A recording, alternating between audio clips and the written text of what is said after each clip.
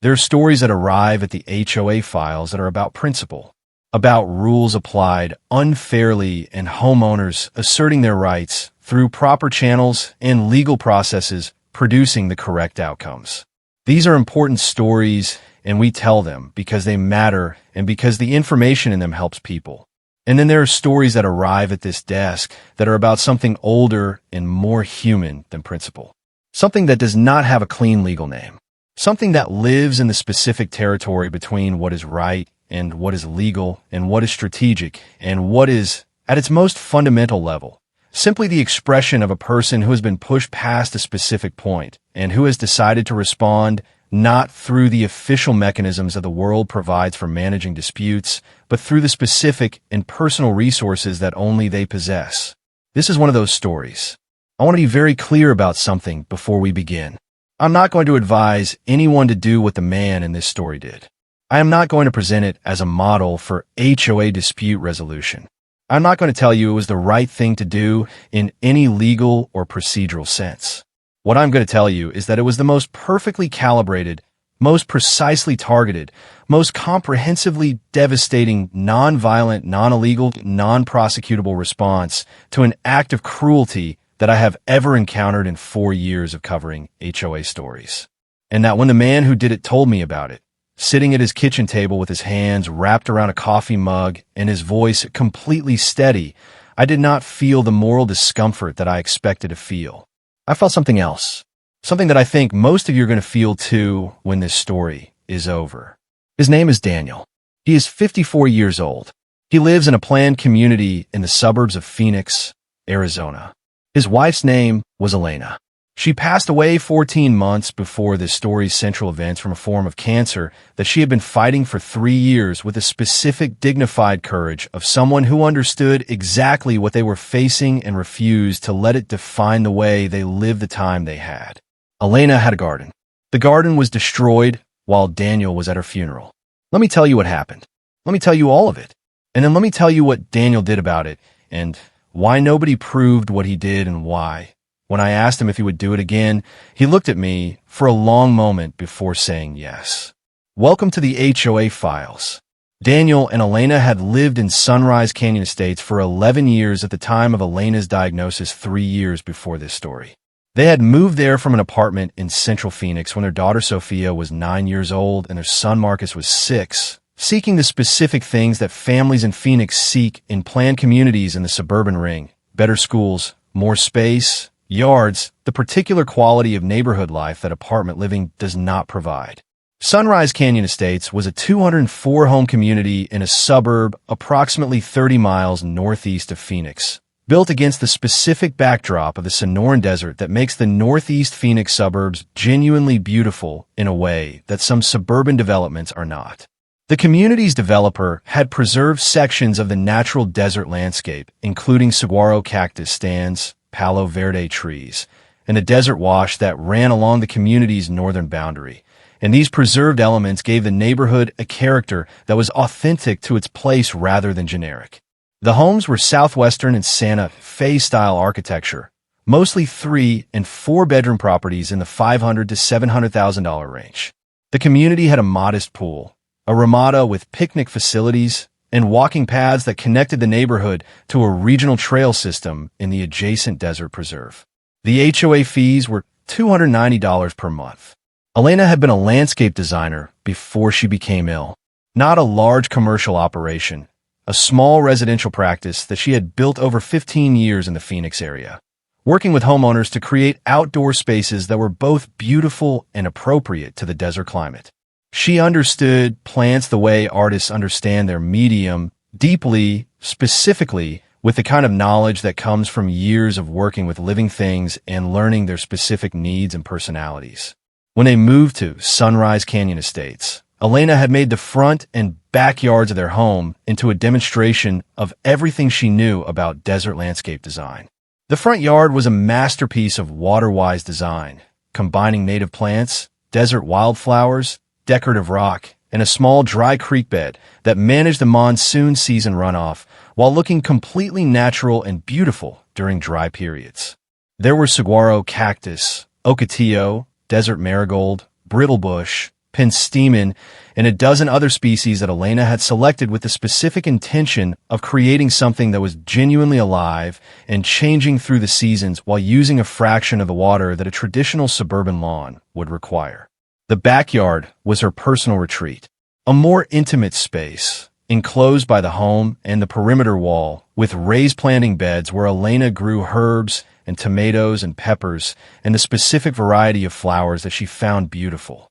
A small fountain, a seating area under a pergola that she had planted with wisteria and jasmine that had, over 11 years, grown into a genuinely spectacular flowering canopy. Raised beds with soil that she had amended and improved every year. A drip irrigation system that she had designed herself and that delivered exactly the right amount of water to each plant at exactly the right time. It was not just a garden. It was 11 years of Elena's knowledge and care and love made physical. It was the most personal thing she owned, more personal in certain ways than anything inside the house, because it was entirely her creation and it grew and changed and lived the way living things do under the attention of someone who understood them.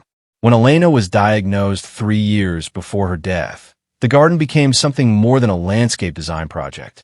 It became the place she went when the treatment was difficult. When the nausea made everything else impossible, she could sit in the garden and watch her plants and feel something that she described to Daniel as being reminded of continuity. The plants had been growing for 11 years. They would keep growing. The specific comfort of that was something she came back to again and again through 3 years of treatment. She tended it as long as she was physically able. When she could no longer kneel to weed, Daniel learned to weed. When she could no longer carry the compost, Sophia and Marcus learned to carry it. The family maintained the garden for Elena because Elena needed it to be maintained, and because maintaining it was one of the concrete things they could do when the disease was doing things they could not control. Elena passed away on a Thursday morning in April. She was 51 years old. Her death was not unexpected. The final decline had been clear for several weeks, but expected deaths are not easier, only differently difficult. Daniel was beside her. Sophia was 20 years old and home from college.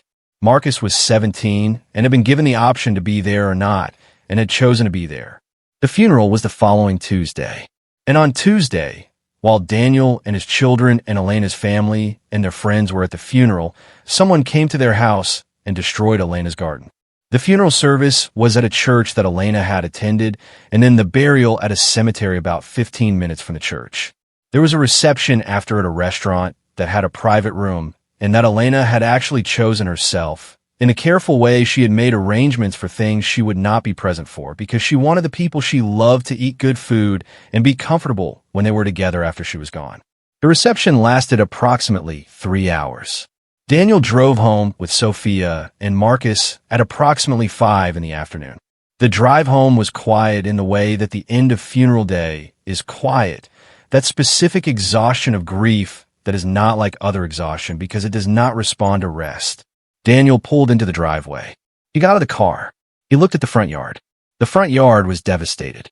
Elena's desert landscape, 11 years of careful plant selection and placement and tending, had been removed. Not damaged, not partially affected, removed. The plants had been pulled out of the ground, root systems exposed and severed, and placed in piles at the edge of the property. The decorative rock had been displaced. The dry creek bed had been disrupted. The drip irrigation lines had been cut. The saguaro cactus, which in Arizona is protected under state law and which Elena had planted as a small specimen 11 years ago and which had grown to approximately 4 feet tall, had been removed. Daniel stood in the driveway looking at this. Sophia came to stand beside him. Marcus came to stand on his other side. None of them said anything for a long time. Daniel walked around to the backyard. He went through the side gate. The backyard garden was intact. The raised beds, the fountain, the pergola with its wisteria and jasmine, the herbs and tomatoes and peppers. Someone had stopped at the front yard. The backyard had not been touched. He came back to the front. He stood in the driveway, looking at the piled plants and the disrupted rock and the exposed soil where 11 years of Elena's work had stood that morning. He picked up his phone and called the Phoenix area non-emergency police line. He reported the destruction of his landscaping while he and his family had been at his wife's funeral. He was calm on the phone. The officer who took the report noted that he was calm and that his voice was measured. He gave the address. He gave the approximate time window when the destruction would have occurred. He said he had no knowledge yet of who was responsible. He hung up. He looked at his children. Sophia had been crying since they arrived home. Marcus was looking at the garden with an expression that Daniel described to me as the specific expression he had last seen on his son's face the moment the doctor told them Elena's prognosis was terminal. Daniel said to his children, very quietly, "Go inside." He said he would handle this. He walked to the front of the property and looked at the nearest pile of uprooted plants. There was a small orange flag in the pile, the kind of marking flag used for utility location or property marking. He picked it up. It was a flag from a commercial landscaping service. He photographed it. He set it down. He walked back inside. He sat at the kitchen table. He thought for a long time. Then he started making calls. The HOA president of Sunrise Canyon Estates was a woman named Beverly. She was 63 years old, a retired real estate attorney who had been on the board for 8 years and president for the last 5. She was in the way of many retired attorneys who become HOA presidents, extremely confident in her understanding of the legal framework governing community associations and quite comfortable using the mechanisms of that framework in ways that maximize the HOA's authority. Beverly and Daniel had a history that predated Elena's illness by approximately 3 years, and that had been defined by a sustained conflict over the front yard landscape that Elena had designed and installed when they moved in. The conflict had started in year 2 of their residence, when Beverly, newly elected to the board, had informed Daniel by letter that the front yard landscape did not conform to the community's architectural standards for front yard treatment. The specific objection was that the desert native plant scheme did not include the turf grass component that Beverly interpreted as required by the community's landscape guidelines, which specify that front yards should feature a harmonious combination of hardscape, plant material, and turf areas. Elena had responded to this letter herself, professionally and knowledgeably, explaining the environmental and water conservation basis for the design, noting that the landscape guidelines had been adopted before the current water conservation imperative in the Maricopa County area had become the established community standard that it now represented, and providing documentation showing that similar water-wise desert landscape designs have been approved in multiple other Sunrise Canyon Estates properties. Beverly had acknowledged the response, but had maintained that the landscape was non-compliant and would need to be modified to include a turf component. Elena had appealed through the formal architectural review process. The appeal had been denied. Elena had requested mediation under the governing documents. The mediation had found in Elena's favor on the grounds that the landscape guidelines turf language was ambiguous and could reasonably be interpreted to permit all native desert landscape designs given the documented water conservation context. Beverly had accepted the mediation outcome formally, but had not accepted it personally. From that point forward, Elena's front yard had remained on Beverly's list of properties she watched carefully, and violation notices had arrived at intervals over the years for alleged deviations from the approved landscape plan that were invariably either non-existent or so marginal as to be essentially pretextual. When Elena was diagnosed 3 years before her death, Daniel had contacted the HOA management company and informed them of the situation, asking that any landscape-related communications be directed to him rather than to Elena, and noting that the family was going through a difficult period. The management company had acknowledged this and had been reasonably accommodating. Beverly had been less so, continuing to send formal violation notices directly to the property address, though she had stopped short of the aggressive enforcement that she had employed during the pre-illness period. Elena had known about Beverly's continued monitoring of her garden. It had hurt her in the specific way that being watched critically hurts someone who has made something beautiful and knows it is beautiful. She had said to Daniel in the last months of her life, sitting in the garden on the good days, that she hoped Beverly would eventually see what she had made here and understand that it was not a violation of anything but a gift. She had not gotten that hope, and on the day of her funeral, Beverly had sent a commercial landscaping crew to remove it. Daniel was a civil engineer. He had spent 30 years managing construction projects, which meant he had 30 years of experience with permits, documentation, contractor relationships, and a specific paper trail that any construction or removal activity creates. When he started making calls the evening of the funeral, he was operating from professional instinct as much as personal grief. His first call was to the city's Utilities Coordination Office to confirm whether any utility work had been scheduled at his property. There had not been. The orange flag was not a city utilities flag. His second call was to the management company's emergency line. He described what he had found and asked whether the HOA had authorized any landscape work at his property. The on-call representative said she had no record of authorized work at his address and would need to contact the board president for clarification. Daniel asked her to document the call and the fact that he had asked this question on this specific evening. She confirmed she would. His third call was to the management company again, this time leaving a message for the community manager asking for the contact information of any landscape contractors the HOA had used in the preceding 6 months. His fourth call was to his neighbor across the street, a man named Pete who worked from home and who Daniel knew had a clear view of the front of Daniel's property from his home office. Pete answered. Daniel asked whether Pete had seen any activity at his property during the day. Pete had. Pete said a commercial landscaping truck had arrived at approximately 10 in the morning. 2 workers had spent approximately 2.5 hours removing plants and disrupting the landscape. A woman had been present during part of the work, directing the workers. Pete described the woman. The description matched Beverly precisely. Daniel thanked Pete and asked if he would be willing to put what he had observed in writing. Pete said absolutely he would. Daniel sat at his kitchen table for a long time that night. Sophia had gone to her room. Marcus had gone to his. The house was quiet in the specific way of a house in which something important has been removed permanently. He thought about what he knew. Beverly had apparently orchestrated the removal of Elena's front yard garden on the day of Elena's funeral. She had done it while knowing, because the HOA had known about Elena's illness and death, because Daniel had communicated with them about it, that the family would be away. She had done it while knowing that the garden was not in violation of any currently enforceable standard because the mediation outcome had established its legitimacy years earlier. She had done it, apparently, because Elena was dead and Elena had been the one fighting for the garden, and Beverly had concluded that with Elena gone, the obstacle to the garden's removal was gone. He thought about the legal options.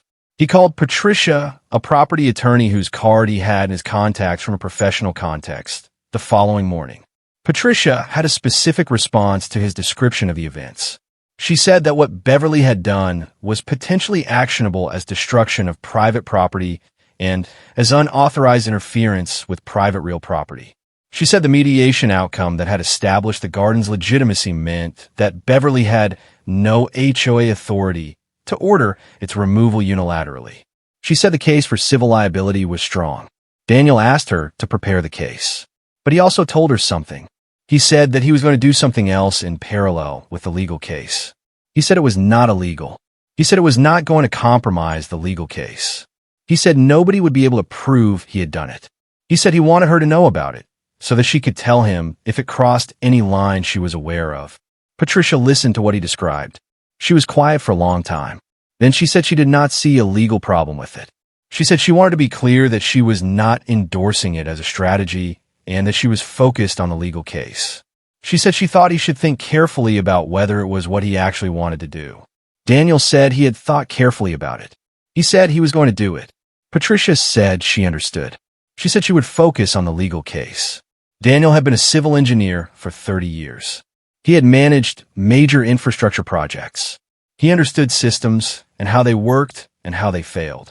He understood permit processes and regulatory frameworks and the specific vulnerabilities that exist in any system built and operated by human beings. He also, because he'd been dealing with Beverly's HOA governance for 11 years, and because Elena's fight with Beverly had made him pay close attention to the governance of their community, knew a great deal about how the Sunrise Canyon Estates HOA operated. He knew that Beverly ran the HOA with the specific confidence of a retired attorney who was comfortable with legal frameworks. He knew that Beverly had been on the board for 8 years and president for 5, and that she had built a management structure around herself that was organized, documented, and apparently sound. He knew that Beverly had relationships with the community's vendors and contractors that were long-standing and professionally managed. He also knew something else. He knew that Beverly, despite her organizational competence, had a specific vulnerability that she did not appear to be aware of.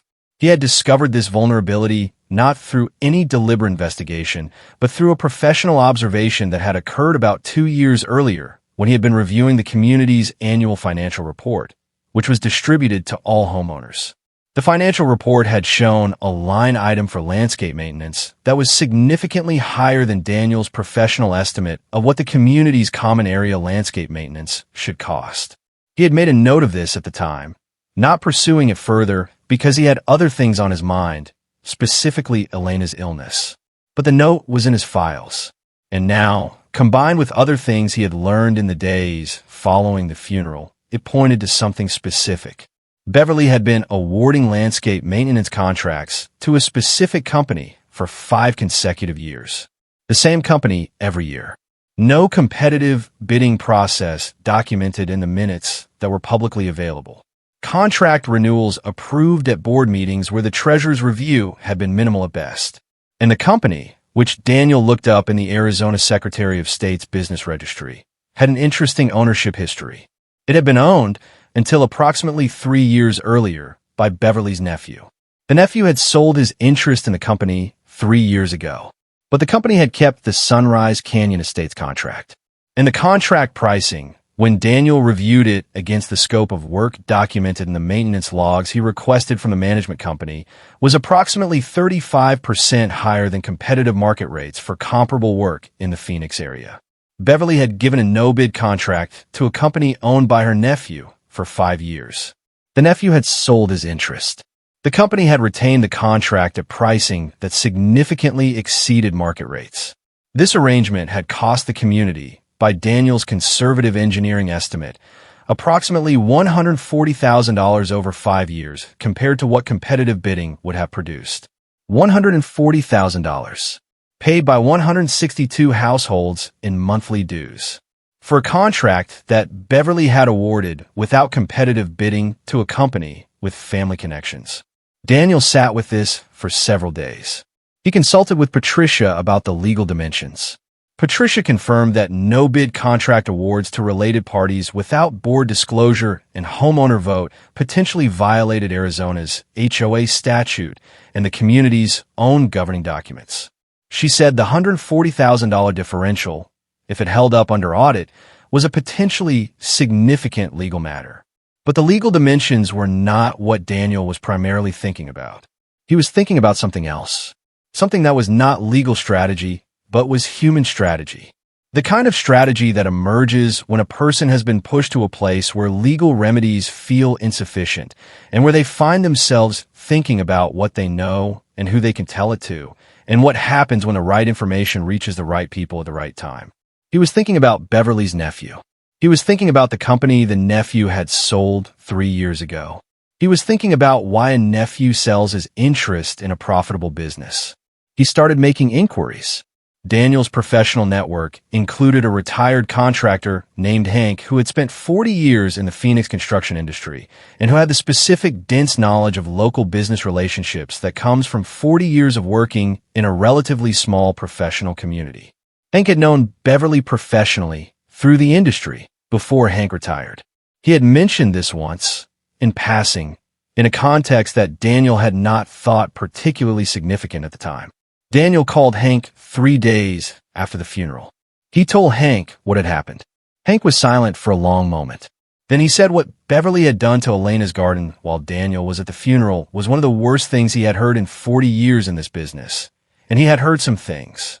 Daniel said he was pursuing the legal case, and he was also looking into the contract situation. He described what he had found. He asked Hank if he knew anything about Beverly's nephew and the landscape company. Hank knew a few things. He said the nephew, whose name was Craig, had sold his interest in a landscape company because the company had been under investigation by the Arizona Registrar of Contractors for licensing violations, an unrelated project. The investigation had concluded without formal action, but Craig had apparently decided the prudent move was to divest his interest in the company before the investigation concluded, in case the outcome had been different. Daniel asked Hank if the investigation was public record. Hank said contractor investigations were generally public record under Arizona's public record statute. He suggested Daniel make a public records request. Daniel made the public records request the following day. The investigation file came back within a week. The file documented a complaint about unlicensed subcontracting work on a residential project that Craig's company had been involved in. The investigation had found violations, but had resolved them with a consent agreement and civil penalty rather than license revocation. Craig had personally signed the consent agreement as the company's owner of record at the time. Daniel read the file carefully. Then he read it again. Then he put it in his documentation folder alongside the contract pricing analysis and the financial report data. He was beginning to understand the shape of what he was going to do. It was not illegal. It would not compromise the legal case. Nobody would be able to prove he had done it because nothing he was going to do was traceable to him. It was simply the application of information that was publicly available and professionally relevant to the people who had the most direct interest in that information. He made a list. The list contained 7 names. Each name was a person or organization that had a specific interest in specific information that Daniel had assembled. Each item on the list was a piece of public information that was legitimately relevant to the person or organization receiving it. He began working through the list. The first item on the list was the Arizona Registrar of Contractors. Daniel prepared a formal inquiry about the current licensing status of Beverly's Landscape Company and whether the previous investigation's consent agreement was reflected in the company's current public record in a way that would be visible to a party considering awarding a contract to the company. This was a completely legitimate inquiry. He was considering whether to use the company for personal landscape restoration work at his property and wanted to understand their compliance history. The inquiry produced a response confirming that the consent agreement was on file and visible in the public record. He filed this in his documentation. The second item on the list was the Sunrise Canyon Estates HOA Management Company. Daniel prepared a formal records request under Arizona's HOA statute requesting the complete contract documentation for the landscape maintenance contract for the preceding 5 years, including any documentation of competitive bidding processes, any disclosure of related party relationships, and any board votes authorizing the contract renewals. This was a completely legitimate request. He was a homeowner exercising his statutory right to inspect HOA records. The records request produced documentation confirming what Daniel had already found in the financial reports. No competitive bidding. No disclosed related party relationship. Contract renewals approved in brief board meeting votes without substantive treasurer review. The third item on the list was the Arizona Department of Real Estate, which maintained the public records for licensed real estate attorneys in the state. Beverly had been a licensed real estate attorney before her retirement. Daniel researched whether retired attorneys retained any professional obligation under Arizona bar rules regarding their conduct in positions of authority, including HOA governance positions. He found that while retired attorneys were not subject to the same obligations as active practitioners, there were specific provisions in the Arizona Rules of Professional Conduct that could apply to attorneys who held positions of authority and used that authority in ways that intersected with their legal expertise. He noted this research in his files. The fourth item on the list was the Arizona Corporation Commission, which maintained records of business entities registered in the state. Daniel prepared a formal inquiry about the ownership history of the landscape company, specifically the timing of Craig's divestiture in relation to the contractor investigation. This inquiry produced documentation confirming the timeline Daniel had already established. The fifth item on the list was the Sunrise Canyon Estates community itself. Specifically, the 14 homeowners who served or had served on the board during the period of the landscape contract.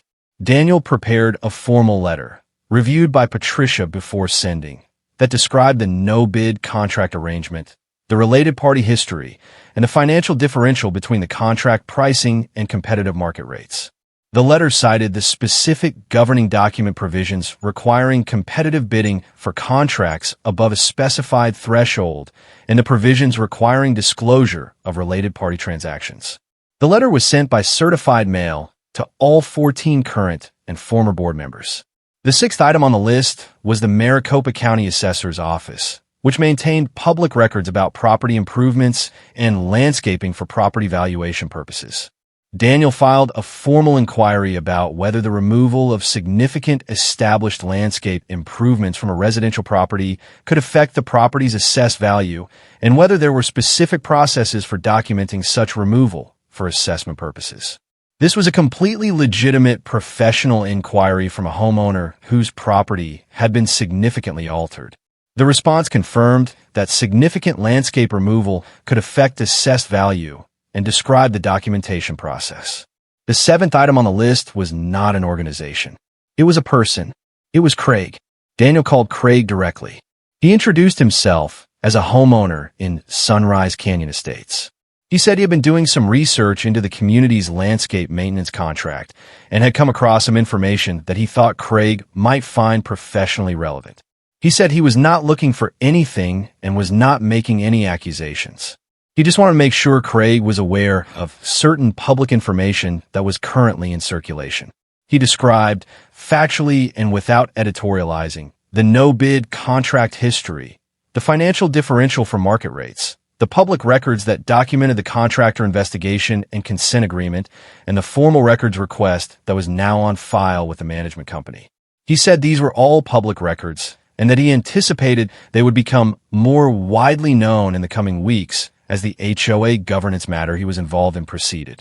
He said he wanted Craig to have the opportunity to review his own public record before that happened. He thanked Craig for his time and said goodbye. He did not tell Craig what to do with this information. He did not suggest any course of action. He simply ensured that Craig had the complete picture of what his public record contained and what was about to become more visible. Craig called his Aunt Beverly within the hour. Daniel knew this because Pete, his neighbor across the street who had witnessed the garden destruction, called Daniel 2 days later to say that Beverly had been observed in her car outside Daniel's property for approximately 15 minutes that morning, parked and appearing to be on her phone, with an expression that Pete described as someone who had received extremely bad news and was not sure what to do about it. Daniel thanked Pete for the information. He added it to his log. Patricia had been building the civil case in parallel with Daniel's other activities. The legal case had several components. The primary claim was for unauthorized destruction of private property. The mediation outcome from years earlier had established that Elena's front yard landscape was a legitimately approved design that the HOA had no authority to require removal of. Beverly's unauthorized direction of a landscape crew to remove the plantings while the family was at a funeral was, in the absence of any valid HOA authority to order the removal, a clear case of interfering with private property without legal authority. The damages were the documented cost of replacement, which for an 11-year-old established native plant landscape were substantial given the maturity and size of the plants that had been destroyed. Patricia retained a licensed landscape architect to assess the replacement cost. The assessment was extensive. Many of the plants in Elena's landscape could not be replaced at their mature size, only with smaller specimens that would take years to reach comparable condition. The saguaro cactus, protected under Arizona law, had been removed without the permit required under the Arizona Native Plant Protection Act, creating an independent statutory violation. The total replacement cost assessment, including all plants, the disrupted hardscape and drip irrigation system, and the maturity premium for established specimens, was assessed at $74,000. $74,000 for Elena's garden. Patricia added a claim for intentional infliction of emotional distress. The specific circumstances, the garden removed on the day of the funeral, while the family was away at the burial, using knowledge of their absence to time the destruction, suggested an intent that went beyond governance enforcement into something that the law recognized as outrageous conduct causing emotional harm. This claim was directed at Beverly personally. Patricia also added the governance claims regarding the no-bid contract. These were directed at the HOA as an organization and at Beverly in her capacity as board president. The financial analysis supported a claim for breach of fiduciary duty and for the damages resulting from the overpayment on the non-competitively bid contract. The total damages claimed in the lawsuit that Patricia filed in Maricopa County Superior Court were approximately $243,000 plus attorney's fees. The lawsuit was filed on a Monday morning, 5 weeks after the funeral. Beverly was served at her home on a Tuesday afternoon. The response to the lawsuit was, by Patricia's accounting, the most complete capitulation she had seen from an HOA defendant in 22 years of practice.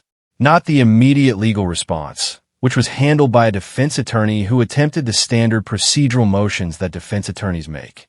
The personal and institutional response, which developed in the weeks following the filing and which Patricia attributed to the combination of the strong legal case, the public records that Daniel had set in motion, and the specific impact of Craig's awareness of his situation.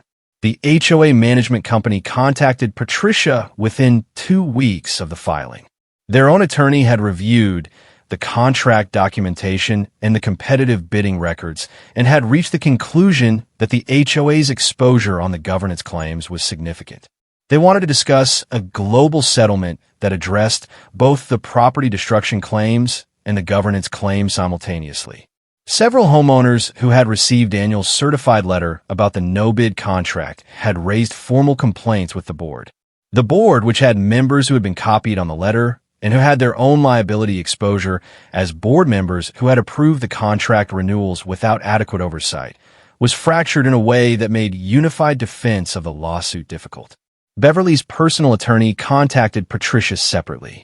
He said his client was prepared to discuss the property destruction and emotional distress claims on a personal basis, independent of the HOA's institutional response to the governance claims. This was significant because it meant Beverly was separating herself from the HOA's defense, which typically indicated that her personal counsel had assessed her personal exposure as significant.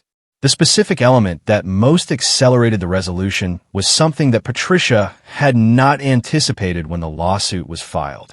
Craig had apparently, in the days following Daniel's phone call to him, conducted his own review of the contract situation and his exposure. Craig had a commercial liability insurance policy from his period of ownership that potentially covered claims related to the contract during the period of his ownership. His insurer was now involved. Craig's attorney had contacted the HOA's attorney about potential contribution to any settlement.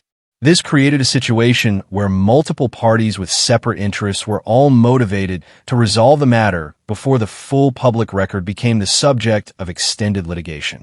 The litigation discovery process, which would have required depositions of Beverly, Craig, the board members, and the management company, and would have produced an extensive public record, was something that none of the parties wanted.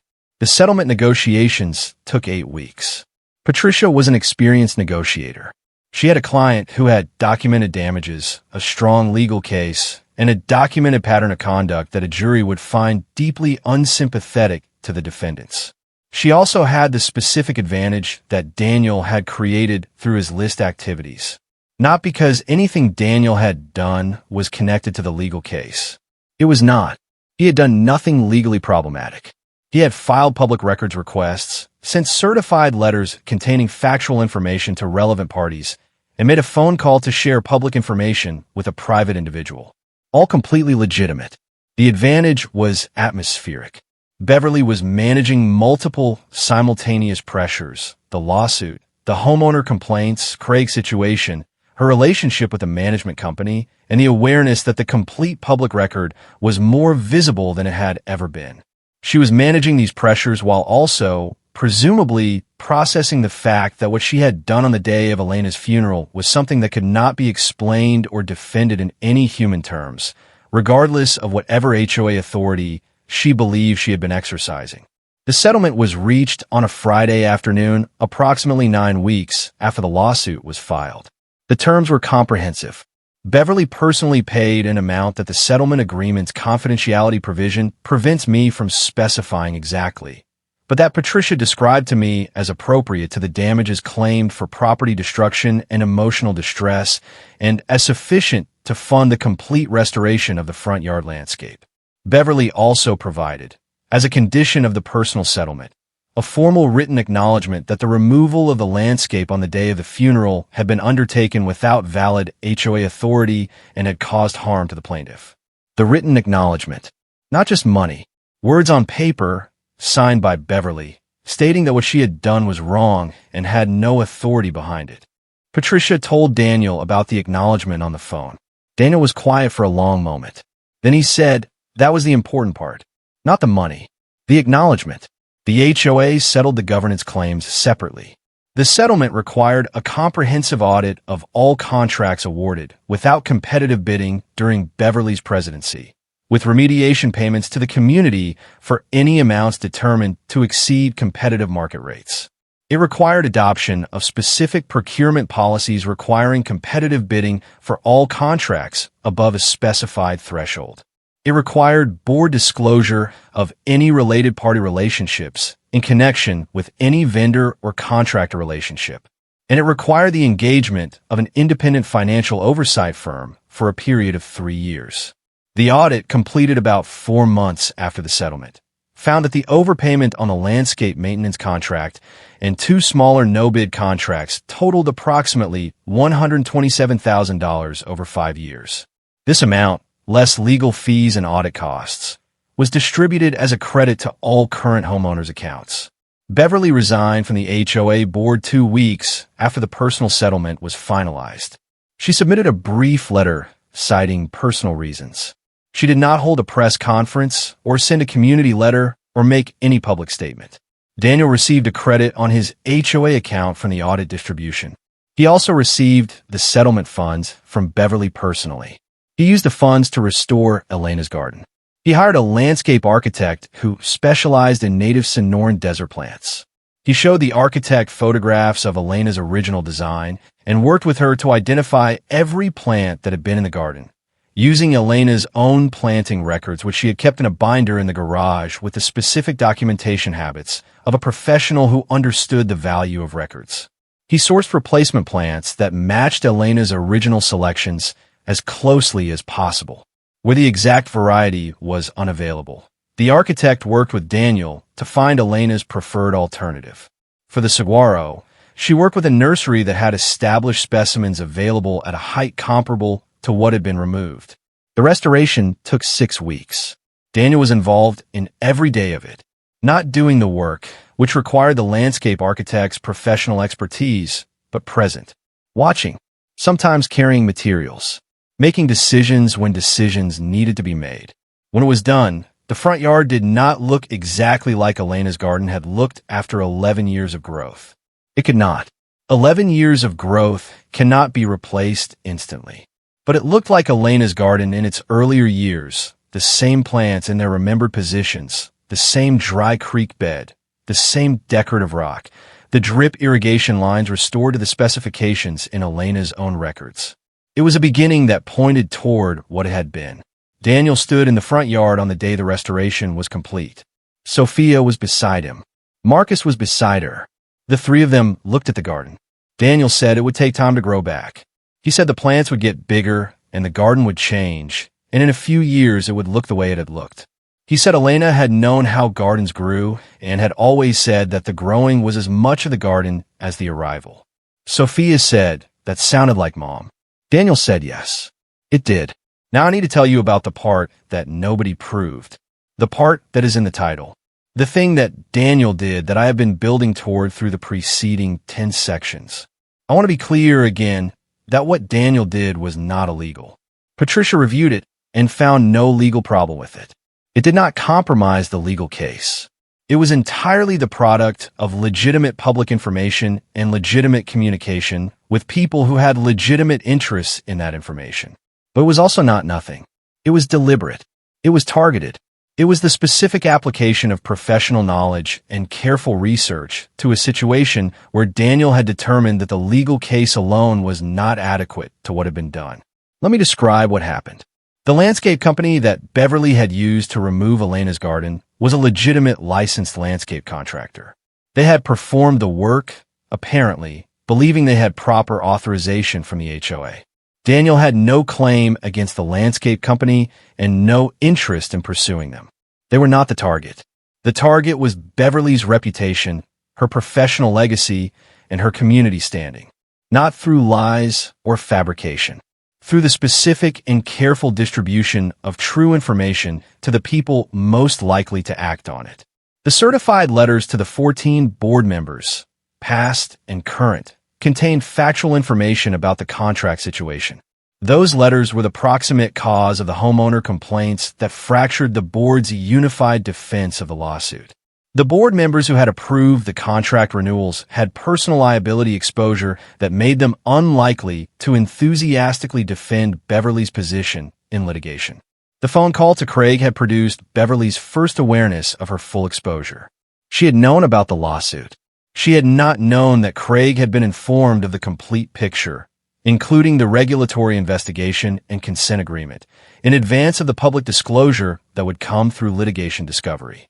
The public records requests, individually innocuous, had collectively created a documented paper trail that was now part of the public record.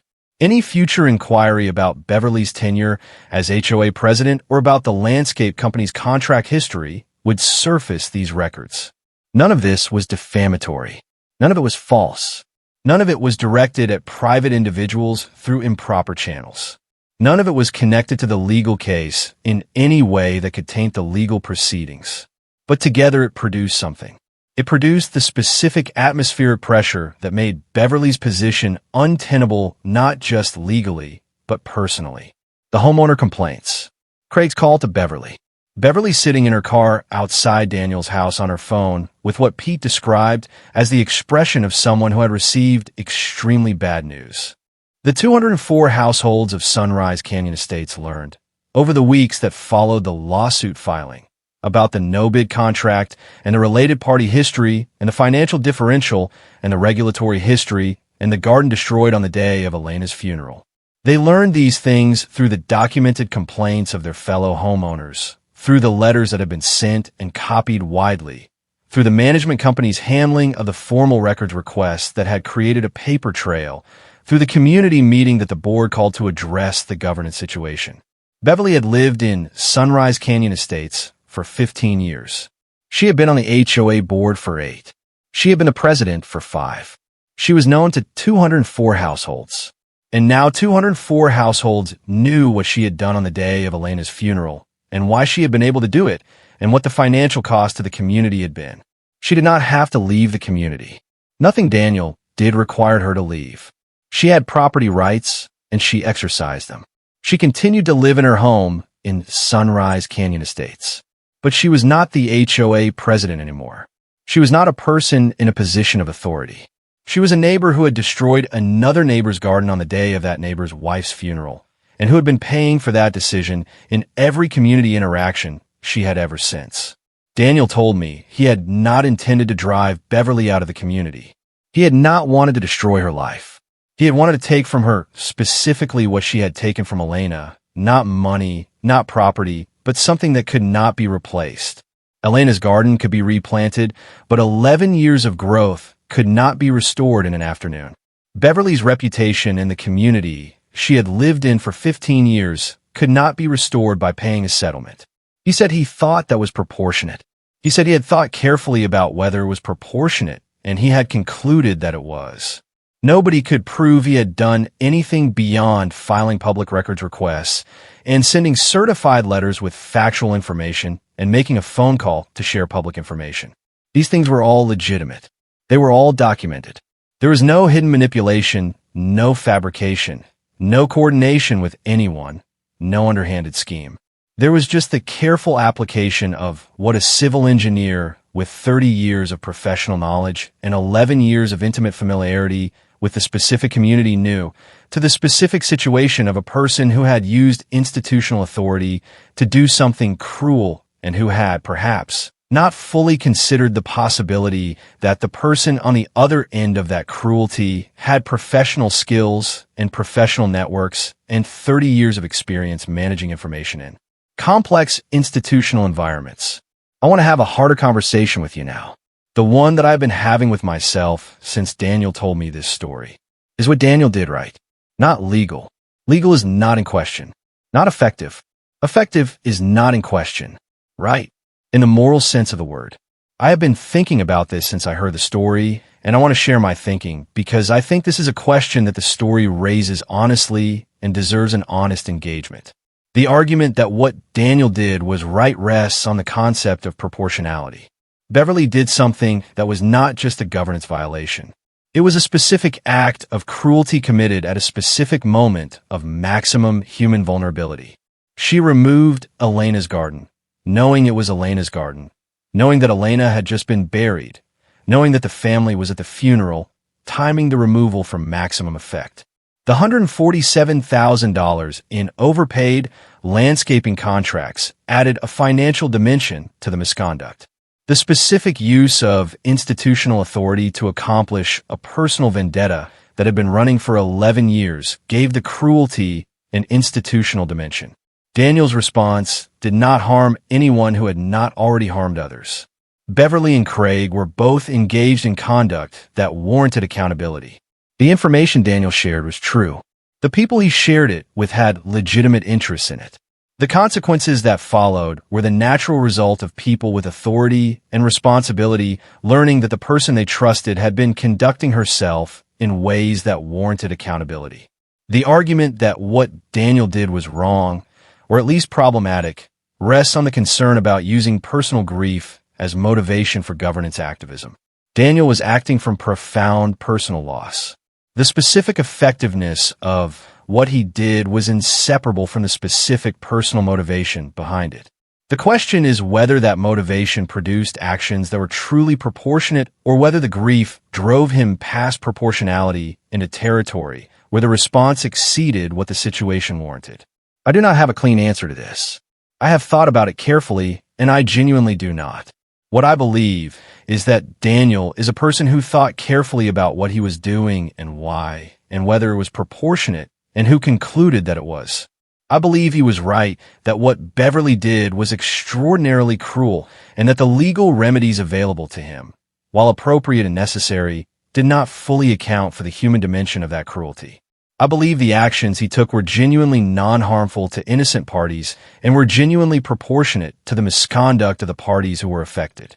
But I also believe that this kind of decision to respond to institutional misconduct through the application of personal knowledge and professional networks rather than purely through official channels is one that deserves careful thought.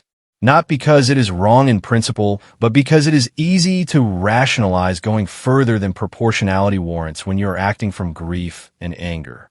Daniel's specific actions held up to scrutiny. Not every person in a comparable situation would make the same careful distinctions. Know your rights. Document everything. Use the legal system. But also know this. The legal system is a floor, not a ceiling.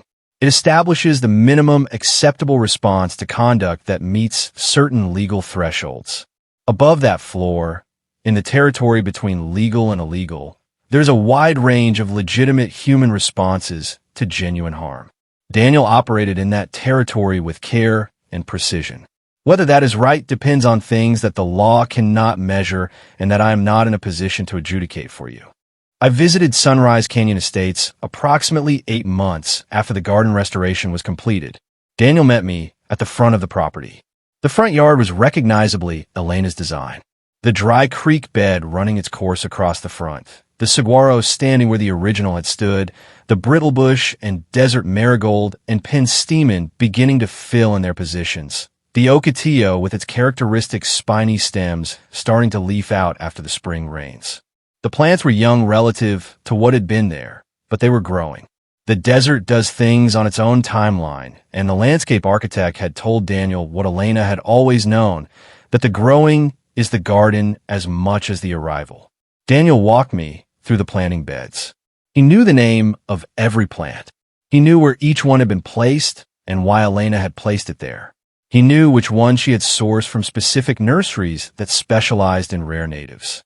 He knew which one she had started from seed in the backyard. He knew the story of each plant the way you know the stories of things that someone you love cared about. He showed me a specific area near the property edge where a small desert willow had been planted. The desert willow had not been in the original landscape. It was a new addition that the landscape architect had suggested and that Daniel had approved. It was positioned to provide a specific kind of afternoon shade to the area of the front yard where Elena had most often sat in the evenings in the last months of her life. He said Elena had talked about planting a desert willow for years, but had never gotten around to it. He said she had said it would be beautiful in that spot. He said he wanted it to be there. He said the desert willow would take about 10 years to provide the shade she had envisioned. He said he intended to be there to see it. I asked him how Sophia and Marcus were doing. He said Sophia was back at college. He said she came home and worked in the garden when she was home, and that she had Elena's specific knowledge of the plants, absorbed over years of being Elena's daughter and watching Elena tend things. He said he thought Sophia would eventually be a gardener herself. He said Marcus was 17 and managing the way 17-year-olds manage difficult things, which is incompletely and imperfectly, and with the occasional sudden collapse into the emotion that he mostly kept controlled. He said Marcus had planted one of the desert marigolds himself and asked Daniel if they could mark which one it was, so he would always know. Daniel had marked it with a small river rock that Elena had collected years earlier from the desert wash at the edge of the community. I asked Daniel if he had any regrets about what he had done. He was quiet for a long time. He looked at the garden. He looked at the small desert willow at the property edge. He looked at the marked desert marigold. He said he had thought about Elena every day since her death and would think about her every day for the rest of his life. He said the garden was her, and she was the garden, and what Beverly had done on the day of the funeral was not just destruction of property, but an act that had required Daniel to not be present in his grief in the way he should have been because he had been required to manage a situation. He said he did not get that day back. He said Sophia and Marcus had needed their father to be present in their grief, and he had been partly present and partly managing a situation that should not have required management. He said Beverly had taken something from all three of them on that day that was not in any settlement. He said what he did was not about that. He said what he did was about making sure that the specific institutional and financial misconduct that had made Beverly's cruelty possible was fully documented and fully visible to every person who had an interest in knowing about it. He said he would do it again. He said the regret he had was not about Beverly. His regret was that he had not spent enough of Elena's last months in the garden with her. He said he had been managing practical things, medical appointments and insurance, and the endless logistics of serious illness, and that he had not sat in the garden enough with her in the evenings. He said she had asked him sometimes to come sit with her, and he had sometimes said he would in a minute, and the minute had stretched into other things. He said the garden being there was partly about Elena having it back, and partly about him having a reason to sit in it. He sat down on the small bench beside the dry creek bed. He was quiet. The desert afternoon was warm. A small bird was working through the brittle bush. I left him there. I have covered more than 60 HOA stories in 4 years of doing this work. I have covered stories where the system worked perfectly and stories where it failed catastrophically and stories at every point on the spectrum between those extremes. And I have learned something from all of them that I want to say clearly here, because this story brings it into focus more sharply than any other story we have covered. The law provides remedies for documented harms. It provides a mechanism for establishing that a wrong occurred and for assigning responsibility and for calculating damages. When the law works correctly, it produces outcomes that acknowledge the wrong, compensate the injured party, and create some accountability for the party that caused the harm. What the law does not provide is emotional accuracy. It does not provide a mechanism for calibrating consequences to the specific quality of the harm. It does not distinguish between a violation that is technically the same as another violation, but that was committed in circumstances that made it an act of particular cruelty. The settlement that Daniel received was the legal system's response to what Beverly did. It was accurate legally. It was not emotionally accurate. The gap between legal accuracy and emotional accuracy is where Daniel operated, and it is a gap that exists in every significant HOA case we cover. The family whose home is threatened with foreclosure over $200 recovers their financial losses in a settlement. They do not recover the months of fear or the night Rosa walked through her house touching the walls. The homeowner whose welcome mat was fined for $500 gets the fine refunded. She does not get back the weeks of anxiety or the specific hurt of being fined for something beautiful she had made. The community whose elections were stolen and whose money was diverted gets refunds and governance reforms. They do not get back the years of living under a governance structure that was not what they thought it was. The law provides a floor. The human reality of these situations is higher than the floor. Daniel understood this clearly. He was a civil engineer who had spent 30 years building things that were supposed to work correctly within their design parameters. He understood that a system has parameters and that operating within those parameters produces certain outcomes, and that outcomes outside those parameters require different approaches. The legal system, operated within its parameters, produced the settlement and the acknowledgement and the restored garden. Daniel's personal activities, operating within the parameters of legality, but above the floor of minimal legal action, produced something additional that the legal system alone would not have produced. Whether you believe that additional something was appropriate depends on things that are outside the scope of HOA law and possibly outside the scope of any formal framework. It depends on what you believe a person is entitled to do when someone acts with specific cruelty towards something they loved. Daniel had his answer. It was yes. I want to spend a moment with Beverly, as I've tried to do with every antagonist in every story we have covered. Not to excuse what she did. What she did on the day of Elena's funeral was one of the cruelest acts we have documented in 4 years of HOA coverage. There is no governance rationale that explains it and no human empathy that excuses it.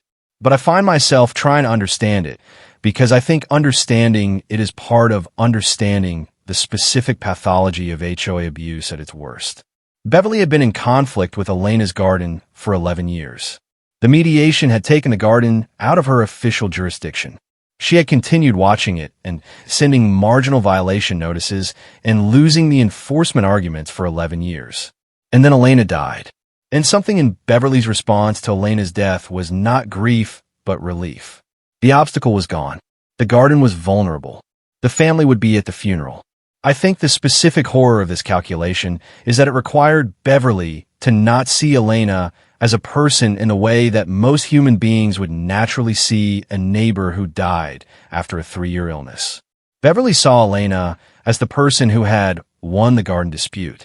When Elena died, Beverly did not see a neighbor who had died. She saw a barrier that had been removed.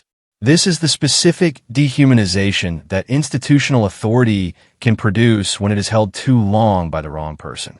When you exercise authority over your neighbors for long enough, there's a risk that you stop seeing them as full human beings with full human lives and start seeing them only through the lens of their relationship to your authority. Are they compliant or non-compliant? Are they on your list or not on your list? Are they obstacles or not obstacles? Elena was, in Beverly's governance framework, an obstacle. When the obstacle died, the authority saw an opportunity. This is not the psychology of a monster. It is the psychology of a person who had allowed a position of institutional authority to replace something more fundamental in their moral framework.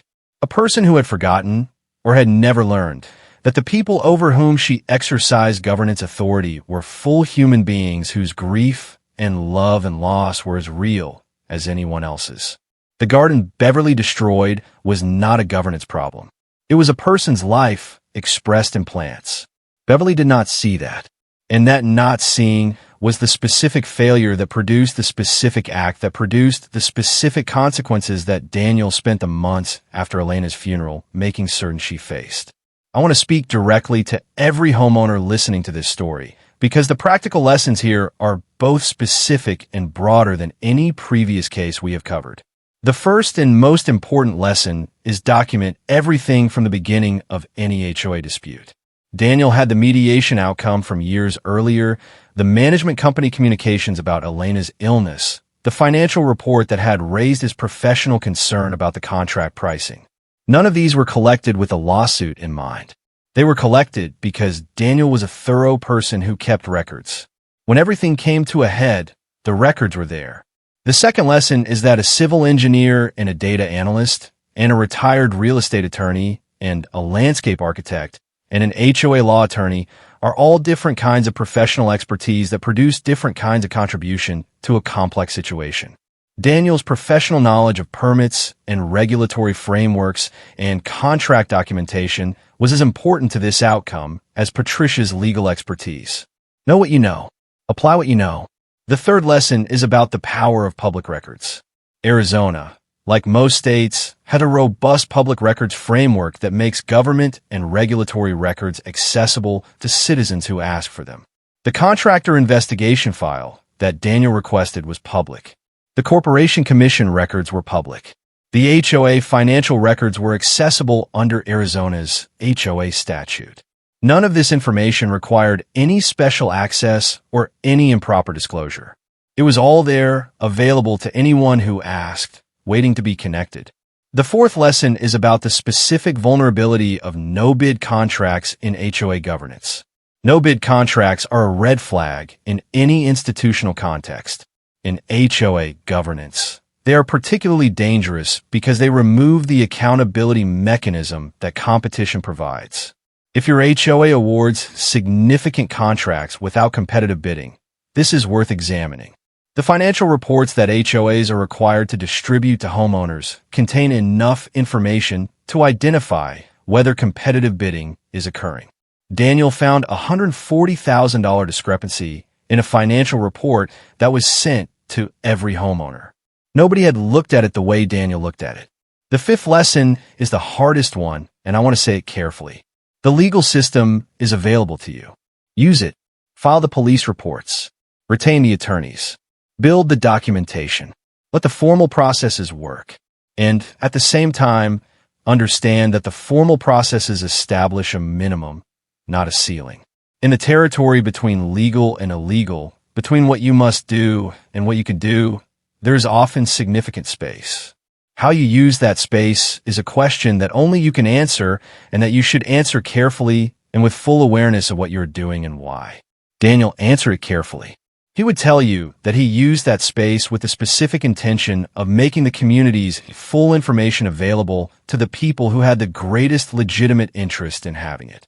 He would tell you that the consequences that followed were the natural result of people with authority and responsibility learning the truth about the conduct of someone they had trusted. He would also tell you that he sat in Elena's garden every evening for the weeks the restoration was being completed. He would tell you that being in the garden was the only place the grief had somewhere to go. The desert willow at the property edge was small when I visited. 8 months of growth in the desert, even with the drip irrigation that was carefully calibrated to its needs, had not yet produced the dramatic beauty that a mature desert willow provides. It was a promise more than a presence. Daniel had told Sophia about the desert willow. He had told her that her mother had talked about planting one for years and had never gotten to it. Sophia had driven home from college the weekend after Daniel told her, specifically to see it. She had stood in front of it for a long time, Daniel told me. She had touched the small leaves. She had said that she remembered her mother talking about it. She had said that she could see it, what it would be, in the way you can see the thing something is becoming when you know enough about it. Daniel had said that was what Elena used to say about every plant she put in, that she could see it. Sophia had said she knew. She had said she remembered watching her mother stand in front of the garden when they first moved in and point to things that weren't there yet and describe what they would become. She had said her mother was never wrong about it. Daniel had said he hoped not. He was quiet for a moment as he told me this. Then he said that the garden was not the same as Elena. He knew that. He was not confused about what was a garden and what was a person. But the garden was something that Elena had made with her hands and her knowledge and her love over 11 years. And it was the place where she had gone when the treatment was hard. And it was the specific expression of her professional life made personal in the way that craftspeople make their work personal when they do it for themselves rather than for clients. It was the most Elena thing that existed outside of memory. And Beverly had chosen to take it on the day of the funeral. And Daniel had made sure that the community Beverly had governed for 8 years and lived in for 15 years and built her post-professional identity around understood what kind of person she was and what she had done. And the garden was growing back. He said he thought about Elena every time he watered it. He said he had learned to water it the way she had taught him during the months when she was too weak to do it herself. He said she had been very specific about timing and duration and the specific needs of each zone. He had taken notes, because he was the kind of person who took notes, and because Elena had told him the notes would matter. He said she had been right. The notes mattered. He said most things she told him turned out to be right. I'm going to close this episode differently than I close most episodes. I'm not going to give you the usual practical lesson summary, though the lessons are in the story, and I hope you found them. I'm not going to close with the usual call to document everything and find the right attorney and use the right tools, though all of that is true. I'm going to close with Elena's garden. The garden is growing. The saguaro is beginning to show the vertical growing pattern that will eventually make it one of the defining visual elements of the front yard, as the original had been before it was removed. The desert marigold is blooming in the specific bright yellow that makes it one of the most reliably beautiful plants in the Sonoran Desert. The brittle bush is filling in. The penstemon has started to attract the hummingbirds that Elena had always hoped it would attract and that had been absent from the front yard during the months between the destruction and the restoration. Marcus's desert marigold, the one he planted himself and marked with Elena's river rock, is blooming. The desert willow is small and growing. The dry creek bed is ready for the monsoon season. Elena knew how gardens grew. She knew that the growing is as much of the garden as the arrival. She knew that the things you plant in the right conditions with the right care and the right knowledge will do what living things do, which is grow, which is change, which has become over time the beautiful, complicated thing you could see all along if you knew how to look. Daniel knows how to look now. He learned it from Elena. This has been the HOA Files. I will see you in the next one.